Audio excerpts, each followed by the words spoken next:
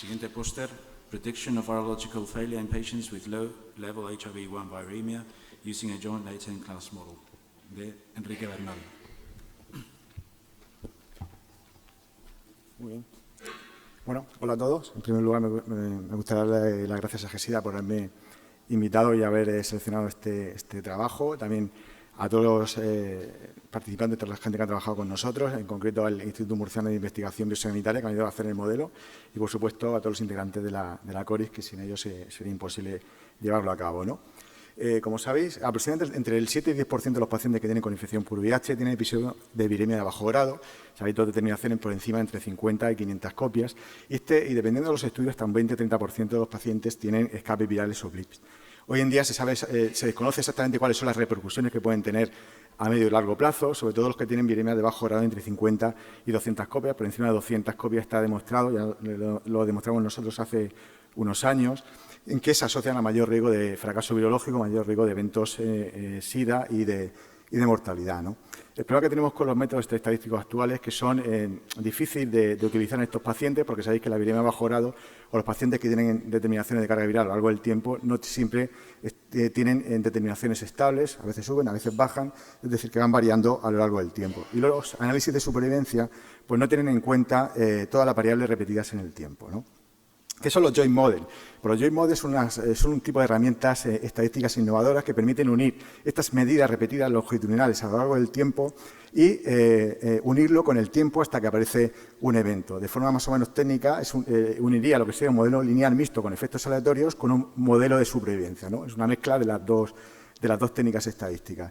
¿Qué aplicaciones tiene? Pues, entre otras, pues sirve para determinar la existencia de estudio de clases latentes, haciendo referencia a que se puede clasificar a la población que es heterogénea en grupos homogéneos, que son lo que se llaman clases latentes, permite estudiar múltiples marcadores longitudinales, estudio de riesgos competitivos. Esto hace referencia a que si un paciente vamos buscando un evento determinado, por ejemplo, fracaso virológico, si el paciente se muere antes, pues no sabemos si va a desarrollar el fracaso virológico, ese sería un riesgo competitivo, la mortalidad, y luego permite hacer predicciones dinámicas, es decir, que dependiendo de los valores que utilicemos, podemos determinar el riesgo de un evento, ¿no? Pues en este sentido, utilizamos este método estadístico para evaluar el riesgo de fracaso virológico, creando un modelo estadístico para, teniendo en cuenta todas las cargas virales de todos los pacientes de la CORIS que cumplen una serie de características, ¿no?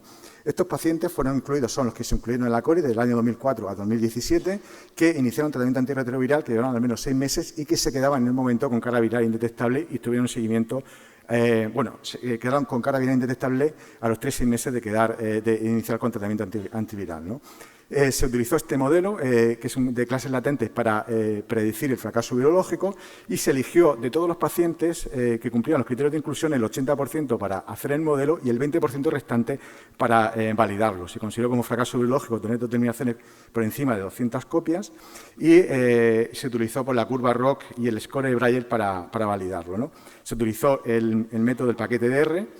Y estas son las características de los pacientes. Elegimos, había 8.000 pacientes que cumplían los criterios de inclusión, 80% se utilizaban para utilizar el modelo, de los cuales 706 tuvieron fracaso virológico y 112 fallecieron. El 20%, como digo, para validar el modelo.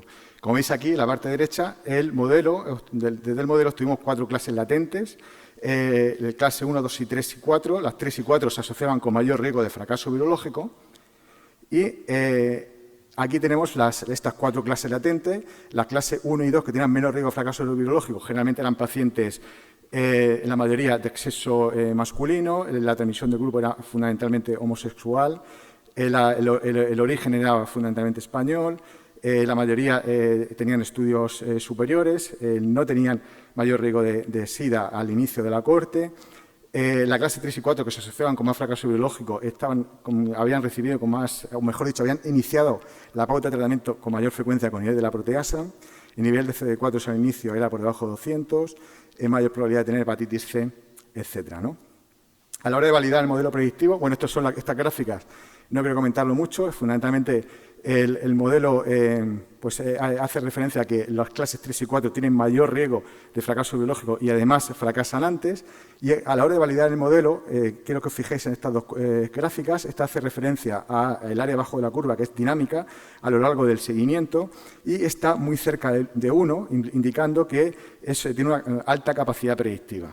Después de los 3-4 años, la capacidad predictiva disminuye, ¿no? Sí, para ver la capacidad predictiva del modelo he elegido 2-3 casos clínicos. Por ejemplo, esta es una mujer de 30 años, heterosexual, extranjera, con estudios secundarios superiores, que inicia tratamiento de la proteasa, tiempo de seguimiento 5 años, con CD4 nadir de menos de 200 CD4, serología virus C negativa, carga viral al inicio desconocida y HBs antígeno negativo. Estas son las cargas virales a lo largo del tiempo, como veis son todas indetectables, y el riesgo de fracaso biológico según el modelo es del 2-3%.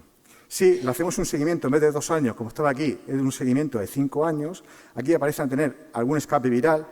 Esta paciente, el riesgo aumenta de forma considerable casi un 60%. Este es un caso real que se hizo con un conjunto de pacientes para validar el modelo. Y aquí esta paciente fracasó al tratamiento, ¿no? Otro caso, por ejemplo, esta es una mujer heterosexual no española, sin estudios, que inició tratamiento con nivel de la proteasa, con CD4 entre 200 y 500, serología virus C negativa, más de 100.000 copias al inicio, con 5 años de tratamiento antirretroviral, 27 años y HBs antígeno negativo. Fijaros aquí, estos son cargas virales indetectables, aquí tienen varios escapes virales, ¿no? Esta paciente tenía un riesgo de fracaso biológico del 60% y también fracasó. Y el último paciente es un paciente varón adicto a drogas poliaparenterisei, adicto a drogas, de 26 años, español, nivel de estudio desconocido, no tenía VIH, SIDA al inicio del tratamiento, en tratamiento con no análogos, 7 años de seguimiento, CD4 entre 200 y 500, serología virus C negativa, más de 100.000 copias al inicio, HBsAg antígeno desconocido. Y estas son las cargas virales que tiene el paciente. Veis, tiene aquí algunos escapes virales. Y el riesgo de fracaso biológico era por debajo del 10% aproximadamente. Este estuvo en seguimiento aproximadamente 5 años y el paciente, por el momento, no ha fracasado, ¿no? Así, para la conclusión de este estudio, podemos decir que hemos desarrollado una excelente herramienta pronóstica dinámica para predicciones individuales, a corto plazo, eso sí, que nos permite anticipar el fracaso biológico en pacientes con viremia de bajo grado, teniendo en cuenta la trayectoria de las cargas, de todas las cargas virales, ¿no? Lógicamente, este estudio tiene sus limitaciones porque sabéis que en la CORIS no se cogen datos de adherencia, que es un factor importante, pero aún así, pues el modelo predice medianamente bien el riesgo de fracaso biológico teniendo en cuenta todas las cargas virales que tienen los pacientes que no se han tenido en cuenta en otros estudios. Nada más. Muchas gracias.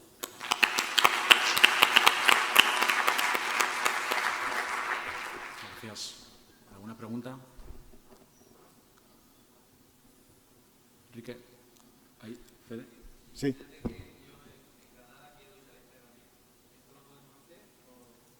Bueno, lo ideal sería tenerlo implementado, hacer una página web y que tú pudieras meter los datos de tus pacientes y con el tema informático, el sistema informático, la página web, pues poder establecer un pronóstico con tus pacientes, ¿no? Sí, en principio sí. Lo que pasa es que queremos perfeccionar el modelo porque hay algunas cosas que todavía le faltan para ser más preciso. Por ejemplo, acierta bastante los primeros 2-3 años, pero falla a partir del 4º o 5º año, ¿no? Entonces, si se consigue precisar en ese aspecto, yo creo que lo interesante sería hacer eso, hacer una página web y poder intentar que cada uno metiera sus datos, ¿no? Mi pregunta iba también por ahí un poco, que cómo podemos nosotros aplicarlo a nuestra práctica día a día, ¿no? Y una vez que tengamos la herramienta y podamos predecir quiénes van a fracasar, ¿qué es lo siguiente que tenemos que hacer? En el sentido de que aspectos modificables del paciente, tratamiento, intensificar el tratamiento. Claro, con el modelo no podemos contestar a esa pregunta, ¿no? Esa pregunta se podría contestar si en el modelo podríamos meter cambios del tratamiento que pudieran valorar esa evolución, ¿no? Pero ahora mismo con el modelo solamente puedes decir riesgo de fracaso en tu paciente con tus cargas virales y con tus características basales, solamente eso. Y como factor, dijiste, el estar con pautas con IP. ¿Es Bueno, un factor asociado o es quizá que los pacientes que ya tienen más blips o tal por el tema de la barrera genética les ponemos más IPs? El tema de los IPs, en relación tanto a la aparición de viremia de bajo grado como el fracaso virológico, está demostrado en varios estudios, ¿no? No solamente se ha visto aquí en el modelo. También es verdad que en la CORIS hemos metido pacientes que llevan IP desde el principio. Es verdad que esa variable son pacientes con IP potenciados en triple terapia, no es monoterapia o pautas de biterapia, ¿no? Pero hay que tener en cuenta que se cogen datos de antes, ¿no? ¿Qué IPs eran? ¿Sabes Si eran Pues, los IPs más de sí. generaciones Están todos ya incluidos, pero en pauta de triple terapia. de triple. Claro.